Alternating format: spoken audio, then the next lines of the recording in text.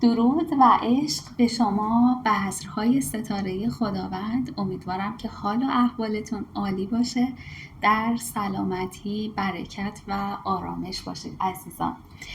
خب امروز ماه نو در نشان خوشه رو داشتیم عزیزان و ماه نو میتونه برای شما برکات زیادی رو به همراه بیاره، اما براتون استوری گذاشته بودم که ممکنه یه مقدار این چند روز آینده باعث تشویش و نگرانی‌های عاطفی هم برای شما بشه که سرانجام رابطه‌ام چه خواهد شد، آینده و عاقبت این رابطه چی میشه، یا کلاً مسائل احساسی خودتون. حتی اگر سینگل هستید فرقی نمیکنه، کات باشید، سینگل باشید، در رابطه باشید، حتی پارتنرتون همسرتون باشه، ازدواج کرده باشید، ممکنه یک سری نگرانی ها برای شما عزیزان پیش بیاد. برای همین میخوام یک فال پاسور انجام بدم برای شما عزیزان. انرژی خوانی با پاسور داریم.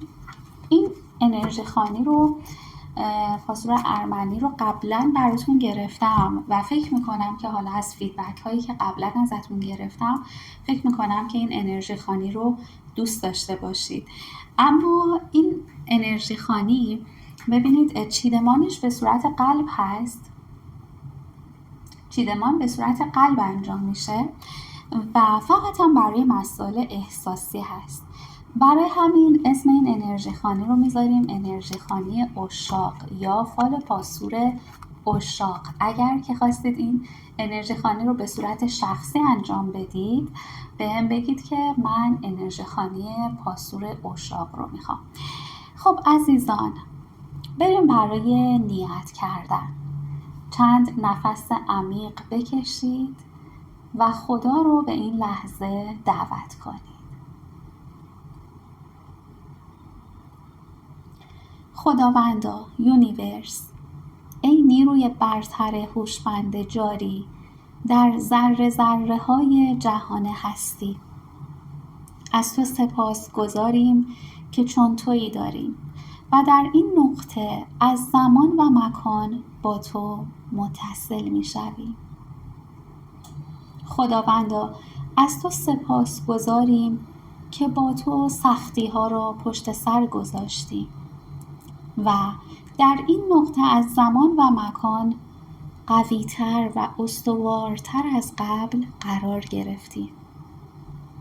خداوندا، از تو می‌خواهیم که به ما کمک کنی که چشمان ما حقیقت را ببیند و گوش‌های ما حقیقت را بشنود. از تو می‌خواهیم که از کلام جیران ما را هدایت کنی تا در مسیر زندگی گم نشویم، بلکه مسیری را انتخاب کنیم که ما را هدایت کند در مسیر تکامل روحمان و درس‌های زمینیمان.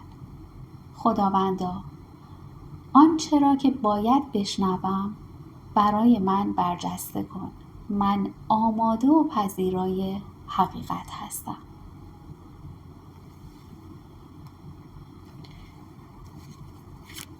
خب عزیزان، من پاسورها رو خیلی بر زدم از قبل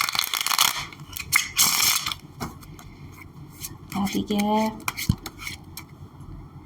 نیازی به بر زدن مجدد نداره. خب عزیزان، اگر روی شخص خاصی نیت دارید، تصور یا تجسمش کنید، اسمش رو تکرار کنید. هر نیتی دارید میتونید الان سوالاتی که توی ذهنتون هست، مسائلی که براتون مبهم هست رو بپرسید تا من براتون کارت بکشم. الهی، به امید تو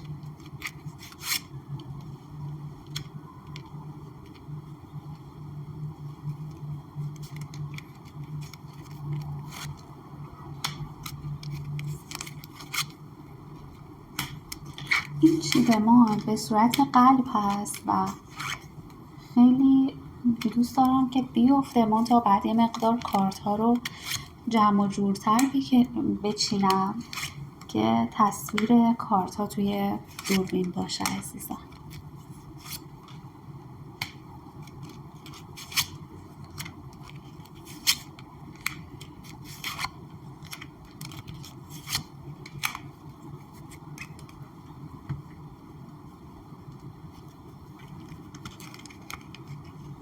بچه ها، من یه مقدار این کارت ها رو توی دوربین دیدم که فضا دارم و این کارت ها رو جا به جا کردم یکم مرتب تر بشه. خب عزیزان، اگر که در رابطه هستید، حالا چه توی ارتباط هستید که هیچ، اگر شما یک فرد سینگل هستید باز هم به این انرژی خانی گوش کنید، به خاطر اینکه میتونه برای شما پیام‌هایی رو داشته باشه. شاید یه قسمت‌هایش بهتون نخوره، یه قسمت‌هایش حالا راجع به فرد گذشته زندگیتون باشه، ولی حتما برای شما پیام‌هایی رو داره.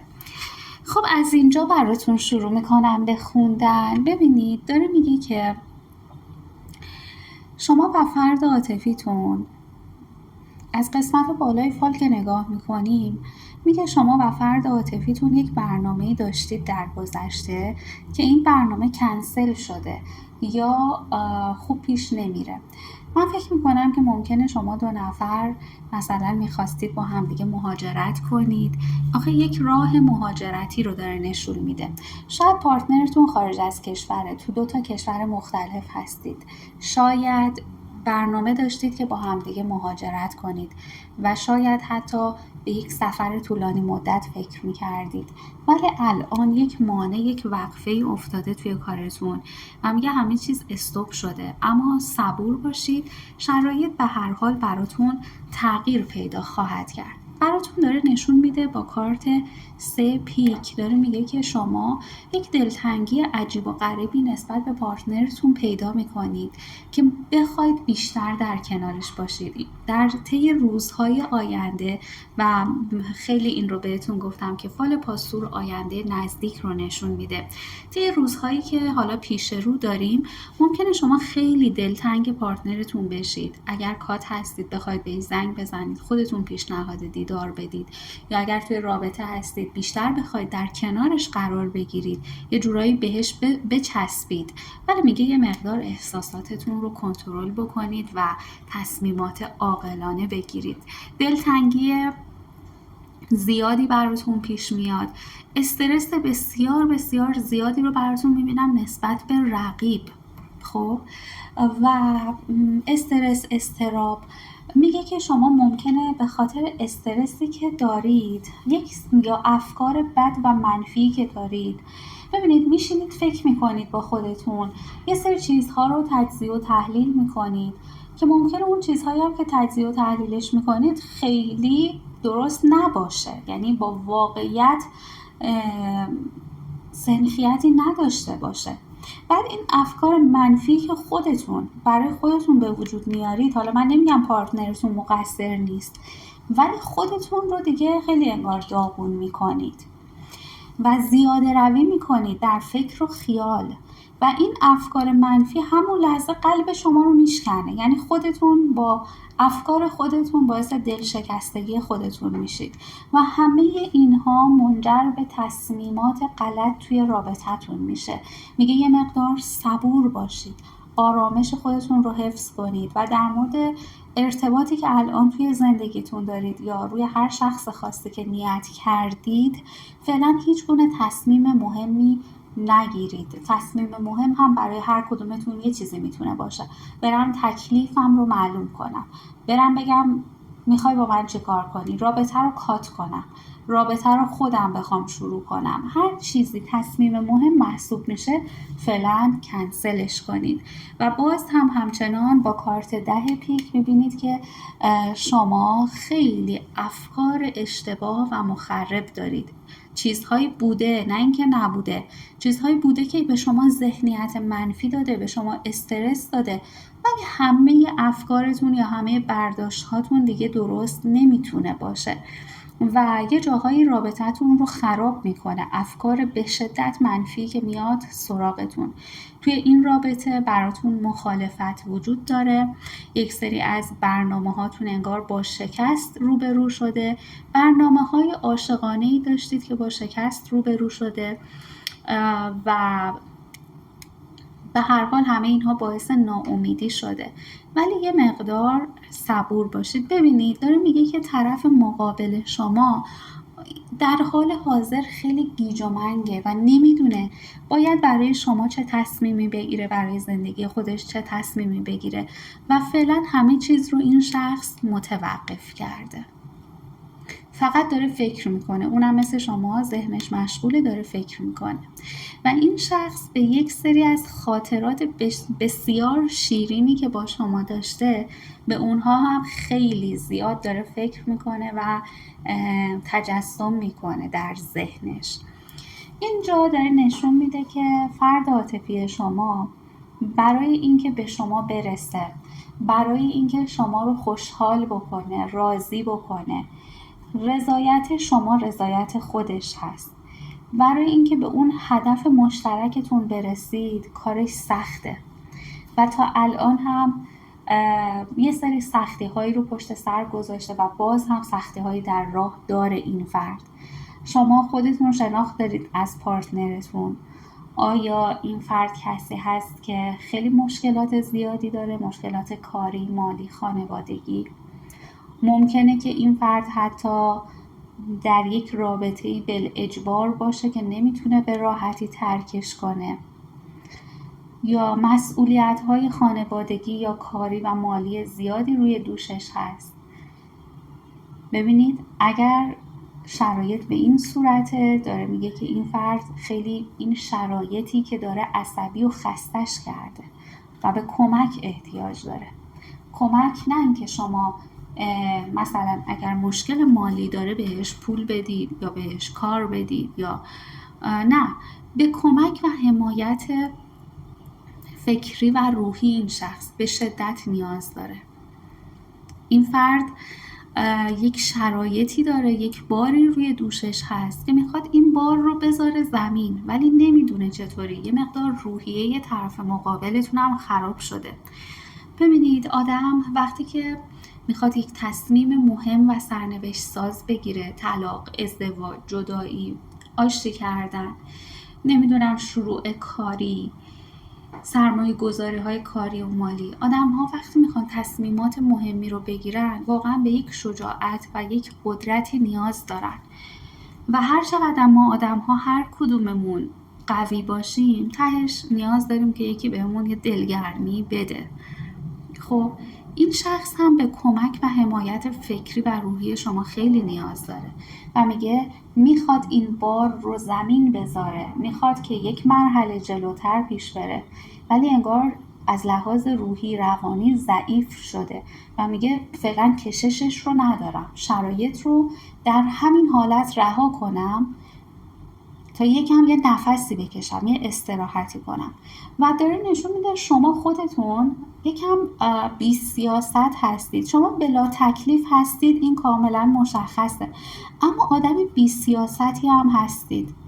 میگه شخص عاطفی شما آدمیه که خیلی گوشی هست. خب یه جاهایی حرفاتون جابجا میشه، یعنی یه جاهایی که این فرد به امید و روحیه نیاز داره، به تعریف و تمجید، به قدردانی کلامی نیاز داره. شما ممکنه قر بزنید یا ایراد بگیرید یا بهانه بگیرید یا حالا چیزهایی بخواید که در توانش نیست که براتون برآورده کنه از لحاظ منطقی.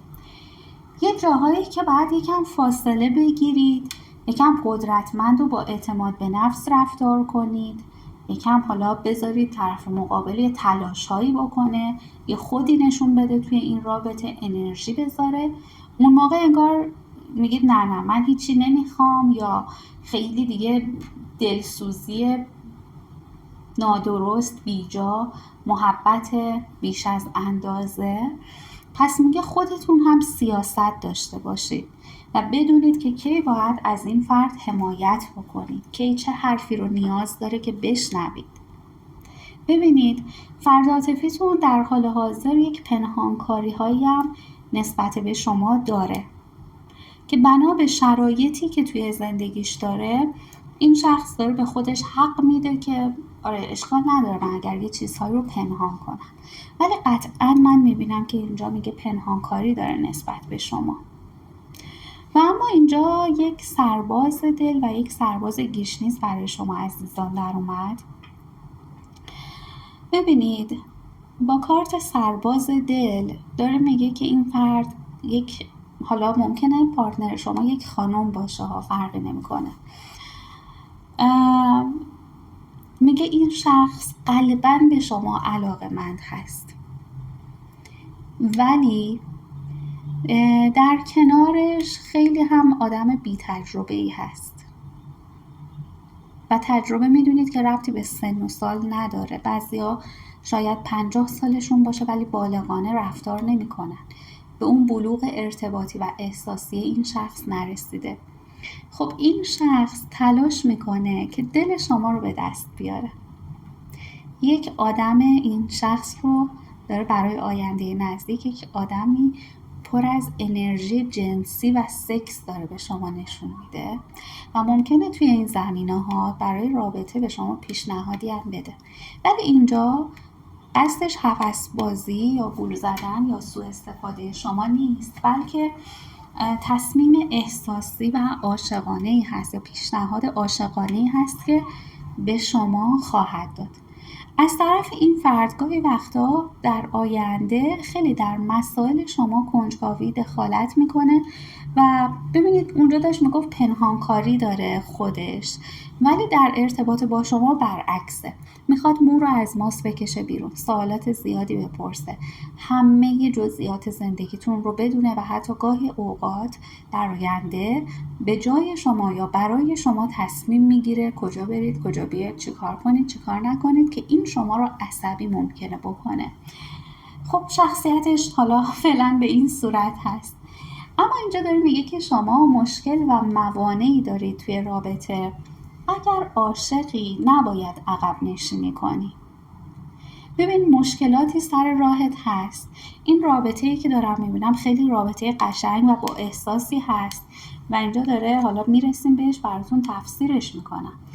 ببینید به این قسمت میرسیم و تفسیر میکنم، اما اگر شما عاشق این فرد هستید بدونید که باید عقب نشینی نکنید. اینکه با هر اتفاقی که پیش میاد بخواید این رابطه رو به هم بزنید یا قهر کنید یا حتی در وجود خودتون ناامید بشید و بگید که این رابطه رو تمامش میکنم.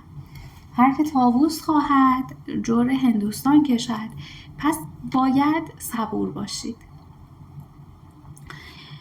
یک فردی خودش رو داره آماده رقابت با شما میکنه. اینجا خیانت رو دوستان نشون نداده خب توی این قسمت، ولی میگه نگران نباش، اما روی رابطت احتیاط هم بکن. آدم‌های دور و بر فرد عاطفیت هستن که دارن برای این شخص خودنمایی میکنن یا از ارتباطتون میدونن و میخوان خودشون رو به شکل یک رقیب در بیارن.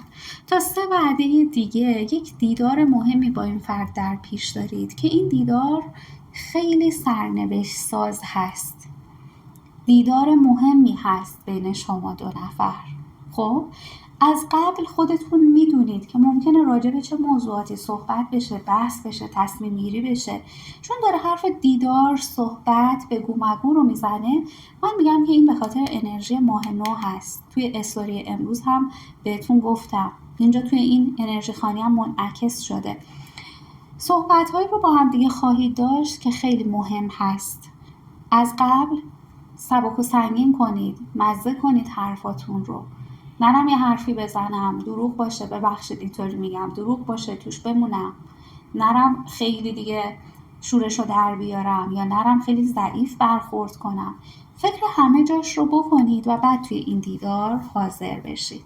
اما این دیدار خوشبختانه باعث میشه که یک گره عشقی بینتون باز بشه و حتی ممکنه برای روزهای آینده برنامه ریزی یک سفر هم با همدیگه بکنید یا یک جایی که حالت عیش و نوش خوشگذرونی داشته باشه. مثلا 4 روز بریم فلان جا یا یه صبح تا ظهر بریم یه جای خوش بگذره. یه برنامه ریزی های روی مسائلی که حالت خوشحالی، تفریح و شادی هم داره با همدیگه خواهید کرد. داره میگه که فرد عاطفیتون اینجا میگه فرد عاطفی شما یک پیامی رو دریافت میکنه از یک شخصی که در گذشتش بوده، گذشته‌ای با اون فرد داشته، دوست دختر یا دوست پسر سابقش بوده، همسر سابقش بوده. یک پیامی رو دریافت میکنه که یه مقدار ذهنش رو مشغول میکنه یا دو دلش میکنه. از کی؟ از اگر که شما رقیبتون یک خانم محسوب میشه، خانمی که خیلی در حرفه و تجارتش موفقه، شرایط مالی خوب داره و اتفاقا اون شرایط مادی خوبش رو هم به نمایش میذاره. خب یعنی یه جورایی شواف میکنه مادیاتش رو. اهل شوخیه، خیلی خوشروه، اهل بگو بخند، خوشرو، خیلی آدم سرگرم کننده‌ای هست. و اگر یک نفر در کنارش باشه، مثلا یه دختری که میگه، میخنده، تعریف میکنه، میتونه آدم باهاش واقعا تایم خوبی رو بگذرونه. از لحاظ اینکه خب یه افرادی انرژیشون خیلی سبکه، شادت میکنن، اصلا غمهات یادت میره. یه افرادی انرژیشون سنگینه، اگه حالت هم خوب باشه قیافه های عبوس و ناراحت و قر میزنن و همش منفی هن دیگه. این خانم فردیه که خیلی آدم خوشمشربیه، خیلی آدم به خاطر اینکه شرایطش هم تو زندگی خوبه، پس کلا آدم خوشحالیه و شرایط مالی خوبی هم داره. ارتباطی از اون شخص برای پارتنر شما افتاده از سمت اون، نه اینکه پارتنر شما میره سراغ اون، نه برعکسه، رقیب میاد. خب ولی نمیبینم در ادامه، نمیبینم که رابطه ای رخ بده. شاید حالا در حد یه احوال پرسی باشه یا یه کاری باشه، اما ذهن فرد عاطفیتون رو درگیر میکنه. برای همین من بهتون میگم احتیاط بکنید. اگر قرار باشه که یه آدم خوب بیاد سراغش، یه آدم که خوب، منظورم به لحاظ موقعیتیه، گفتم کسی که خیلی حتی از لحاظ ظاهری به خودش میرسه، خیلی خوش اخلاقه، خوش مشربه، ارتباط اجتماعی بالایی داره، شرایط مالی خوبی داره، تو حرفه و کارش موفقه. خب وقتی موقعیت اینطوری رو میبینه، حالا میبینه یه پل ارتباطی پیش اومد، یه جرقه‌ای خورد و یکی در کنارشه که باهاش مشکل داره،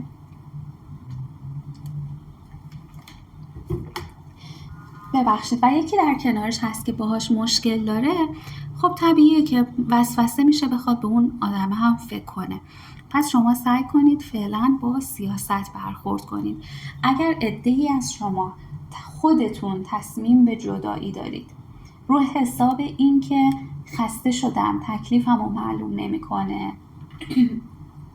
خسته شدم، مثلا سرده، به عنوان یک سیاست میخواید جدا بشید که من قهر میکنم، کات میکنم تا خودش بیاد به دست و پام بیفته، خودش التماس کنه، خواهش کنه یا درست بشه، خودش رو درست کنه، الان وقت این سیاست نیست. این راه حل یا روشی که ممکنه برای خودتون در نظر بگیرید گرون به اصطلاح در بیاد پاتون. میدونید چی میگم؟ اشتباه باشه. شما میخواید یکم مثلا خودتون رو عزیز بکنید پیش این فرد، یا یه تلنگری بهش بزنید که فلانی من رفتم، یا خودتو درست میکنی یا من دیگه نیستم. بعد از اون بر چه اتفاقی میفته؟ ببینید زمان بندیتون مناسب نیست. شاید این کار رو 6 ماه دیگه کنید، 1 ماه دیگه کنید، 4 ماه پیش میکردید اوکی بود، ولی الان میگه احتیاط کن. یکی اون کنارا هست که میتونه بیاد جای خالی تو رو پر کنه. این فرد شما رو دوست داره، توی این قسمت داره نشون میده، ولی ممکنه اونم با شما لج کنه، لجبازی صورت بگیره، وسوسه بشه که بره سراغ یک فرد دیگه. و اینجا داره میگه اگر با سیاست پیش بری، اگر صبور باشی، ببین داره میگه که به اون حس رضایت و آرامش میرسی. حتی اگر شما سینگل هستید، از لحاظ عاطفی به یک حس رضایت و آرامشی خواهید رسید. یک فرد بیاد توی زندگیتون. کارت تک دل داره میگه حاجت روایی عشقی خواهی داشت، پیامی رو دریافت میکنید. افرادی که کات هستید، از پارتنرتون پیامی رو دریافت میکنید، یا پیام SMS، تماسه، یه پیام، به هر حال پیام عاشقانه در راه هست. و همینطور آس دل به معنای ابراز عشق و علاقه هست. و بعد چقدر قشنگ ببین این مشکلات پشت سر گذاشته میشه، یعنی شما تک تک این چالش ها رو پیش رو خواهید داشت. خب این شرایط پشت سر گذاشته میشه و اینجا بچه‌هایی که این فال رو پیش من یاد گرفتید، در ضمن عزیزان اگر که دوست داشته باشید این انرژی خوانی رو یاد بگیرید، میتونید به واتساپ من پیام بدید. خب میخواستم این رو بهتون بگم. اینجا داره میگه که این شخص شما رو جایی دعوت میکنه. اگر شما سینگل هستید، یک فرد جدید بهتون پیشنهاد میده، یک تقاضای دیدار عاطفی. میتونه برای سینگل ها یه آدمی باشه که دورا دور حالا میشناسیدش و دور و برتون هست، شما رو به یه جایی دعوت میکنه که اونجا ازتون بخواد که پیشنهاد شروع رابطه احساسی رو بهتون بده. اگر کات هستید باز خب مشخصه پیشنهاد دیداره، یا توی رابطه هستید میگه یک تقاضای دیدار عاشقانه رو با شما خواهد داشت. ولی باز هم از سمت خودتون کارت 5 گشنیز داره میگه که مراقب افکارت باش، مراقب قضاوت‌های منفیت باش. یه وقتایی با یه افکار و با یه قضاوت‌هایی خودت میزنی این رابطه رو، مگه نمیخوای این رابطه رو، ولی میزنی خرابش میکنی. یعنی چی؟ مثلا این فرد کات بوده رابطتون، حالا میاد به شما پیشنهاد دیدار میده، خب بگی آها این دیگه رفت، خوش گذروند، نمیدونم باشه 10 نفر رفت، حالا اومده سراغ من، نه من نمیم تو منو بازی چه کردی. یا میگه بیا خونه همدیگر رو ببینه، بگی آها این الان میخواد از من به اصطلاح منو به خاطر خودم نمیخواد، هدفش رابطه جنسی هست، قصد سوء استفاده داره. یا حالا هر مسئله و هر مورد دیگه‌ای که پیش بیاد.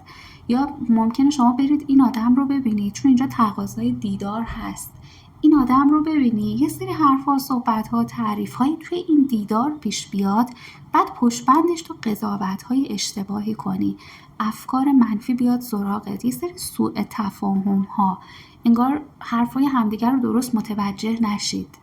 میدونید چی میگم؟ حتی ممکنه برای طرف مقابلتون هم باشه، حرف همدیگر رو نفهمید، متوجه نشید، خب قضاوت بکنید توی دل خودتون، بعد یه ریاکشن منفی نشون بدید. این کار رو نکنید، رابطتون رو خراب میکنه. و اینجا میگه اگر که عشقتون شما رو طرد کرده یا توی رابطه هست، اسمش اینه که این رابطه برقراره، اما در واقع این فرد خیلی بی‌توجه و بی‌اعتنا شده نسبت به شما، انشاءالله باز وعده زمانی 3 رو نشون میده. اینجا هم گفت 3 وعده دیگه حرفا و صحبت‌های سرنوشت ساز و مهمی دارید، دیدار مهمی دارید. اینجا هم میگه 3 مدت دیگه ناراحتیاتون از بین میره و این فرد به شما برگشت داره، یک برگشت قلبی افتاده. یعنی اگر تو رابطه هم هستید، این فرد یک بار دیگه قلبش رو درگیر شما میکنه، حتی اگر این مدت سرد بوده. شما میتونید دوباره به این شخص اعتماد بکنید. و یه چیز خیلی مهمی که من فکر میکنم باید بهتون بگم این هست که این فرد، اینجا بهتون گفتم یه آدم نابالغ بی تجربه هست، به بلوغ ارتباطی نرسیده، اما میگه کم کم داره به سمت بالغ شدن و تغییر کردن پیش میره. این رو نشونه داره. از کجا میتونید متوجه این بلوغش بشید؟ از اونجایی که شاید یه روزی در بیاد به شما بگه که همین روزها بگه که ببین من دیگه خسته شدم از یه سری برنامه‌هایی که تو زندگی خودم هست، حالا کاری به مسائل احساسی نداره ها، بگه من دارم تو زندگیم درجا میزنم، یک نفر هست مزاحممه. شاید این فرد یک رابطه مثلا ازدواجی داره، حالا من دیگه مجبور هستم مثال بزنم چون میدونم که بینمون حالا همچین ارتباطاتی هستن. مثلا این فرد متأهل هست، میگه ببین من خسته شدم که دارم خیانت میکنم، پنهانکاری میکنم، نه تو با من خوشحالی نه اون خوشحاله، بعد یه فکری به حال این ارتباط مثلثی بکنم.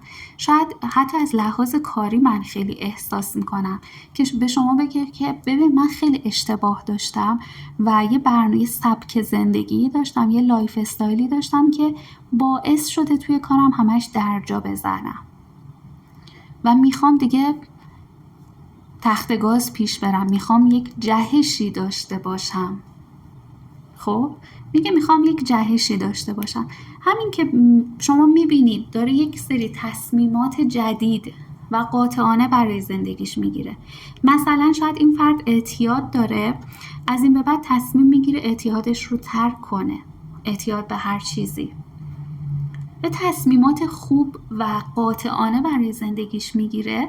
همین نشون دهنده این هست که این فرد کم کم داره به یک بلوغ میرسه، در واقع داره آدم عاقل‌تری میشه، آدم جدی‌تری میشه توی زندگی. خب ببینیم که این دوتا کارت چی هستن.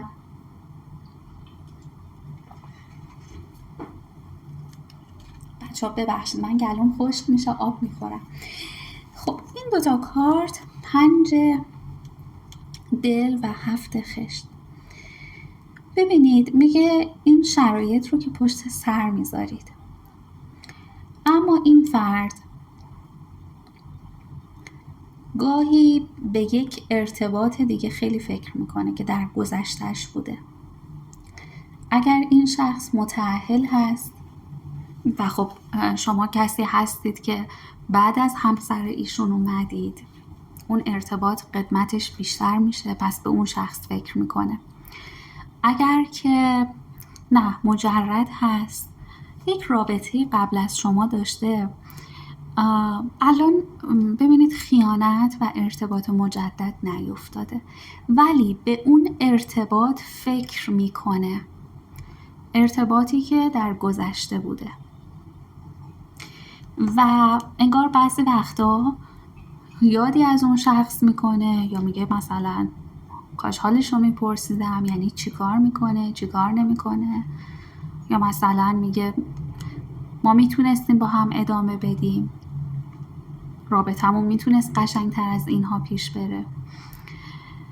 اما این افکاری که براش پیش میاد یه مقدار بلا تکلیفش میکنه نسبت به شما، دو دلش میکنه نسبت به شما. حالا اینجا نمیخوام گارد بگیرید شما بگید که خب بره با همونی که بوده اگر اینطوریه، نه. خب واقعا زندگی یه چیزایی مثلا شاید توی رابطتون باشه که این آدم رو ناراحت کنه یا 100% اونم از شما راضی نباشه، بعد با گذشته مقایسه کنه. خب راه حل داره. شما خودتونم ممکنه گاهی وقتا به آدم گذشته زندگیتون فکر کنید. حالا این تو افکارشه، نرفته نمیره خیانت بکنه، تو افکارش هر کسی مجازه هر کاری بکنه. خب حالا میگه این یه مقدار باز باعث 50-50 شدنش نسبت به شما میشه و باعث بلا تکلیفی میشه براش. اتفاقی که میفته شما میگید که رابطمون خوب شد، درست شد، همدیگر رو دیدیم، برگشت، ابراز علاقه کرد یا رابطمون گرم شده، ابراز عشق میکنه نسبت به من جیران، ولی خب چرا اگر مجرد هستید بگید خب چرا تکلیفم رو روشن نمیکنه، الان که این رابطه خوبه، الان که برگشته، الان که دوستم داره، چرا یک اقدام جدی نمیکنه، چرا نمیاد مثلا ازدواج بکنی. خب اون بلا تکلیفیه در آینده نه چندان دور همچنان برای شما وجود داره. و چرا این بلا تکلیفی هست؟ همون افکاری که بعضی وقتا این فرد نسبت به گذشتهش پیدا میکنه و اینجا داره به شما توصیه میکنه، میگه راهت یا راه حلت این هست که ارزش خودت رو بالاتر ببری. این که شما ارزشتون رو بالاتر ببرید، خب نمیدونم این جمله واقعا برای هر کدوم از شما یک مدل شاید تفسیر بشه. شاید شأن و منزلتت رو باید بالاتر ببری، شاید اعتماد به نفست رو باید بالاتر ببری، عزت نفست رو بالاتر ببری که این فرد وقتی داره شما رو با اون فرد مقایسه میکنه یک برگه برنده به شما بده. شاید واقعا باید لولت رو بالاتر ببری. میدونین چی میگم؟ از لحاظ کاری، مالی، سبک زندگی. ببینید این لول بالا رفتن، خواهش میکنم قضاوت بد نکنید راجع به کلام من و سطحی نگر نباشید. لولمو بالاتر کنم یعنی مثلا برم چی کار کنم؟ تیپ آنچنانی بزنم، به قیافم برسم، عمل کنم، آرایش کنم؟ نه.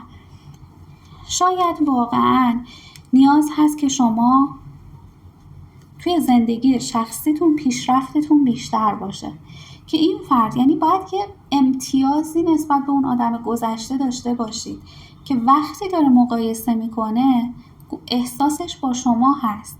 ولی خب به هر حال غیر از احساس بگه که این طرف مقابل من این حسن، این خوبی، این ویژگی رو داره، حالا یا شخصیتی، اخلاقی، رفتاری، کاری، مالی، رتبه اجتماعی هست، حتی ظاهری هست، هر چیزی، این امتیاز رو داره که من این شخص رو شما رو انتخاب کرده ولی با یه قاطعیتی، یعنی تصمیم قطعیش رو بگیره، اون حالت عدم تصمیم گیری و بلا تکلیفیه رو نداشته باشه و قاطعانه بیاد سمت شما و یک قدم قاطع و محکمی رو نسبت به شما برداره.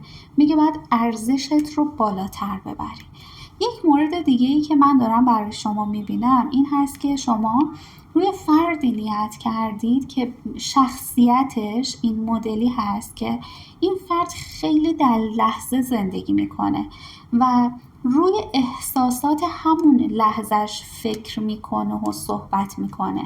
یعنی الان احساساتش یعنی رمانتیکه، خیلی ابراز علاقه میکنه، امروز رو مود خوبی نیست، یکم انگار از روی دنده چپ از خواب بلند شده، با شما دعوا داره، ابراز عشق و علاقه نمیکنه. یه وقتی مثلا این فرد توی حال طبیعیش نیست، خب، یا مثلا خیلی دیگه سطح انرژی و احساساتش بالاه، میاد قولهای عجیب و غریبی به شما میده. شما این رو در نظر داشته باشید که آدمیه که در لحظه زندگی میکنه و در لحظه، یعنی احساسات همون لحظهش. اگر الان با شما بحثش بشه بهت میگه از تو متنفرم، ولی آیا واقعا متنفره؟ نه، الان احساسش خشم، ناراحتی، عصبانیت، این حرف رو میزنه. خب پس با این دیدگاه با این شخص پیش برید. رابطتون رابطه خوب پرفراز و نشیبی هست، اما تهش میگه این فرد شما رو دوست داره، ابراز علاقه میکنه، میتونید باهاش به نتیجه برسید. باید یک فنی روش بزنید، یعنی یه جوری یه روش کار بکنید که این فرد همین الان که نه، یعنی در آینده نزدیک تصمیم میگیره، ولی برای اینکه تصمیم قطعی بشه، قطعی بشه، 100% بشه، باید یه کاری بکنید به هر حال که اون ذهنیت و اون فکر براش انشاءالله به امید خدا پیش بیاد.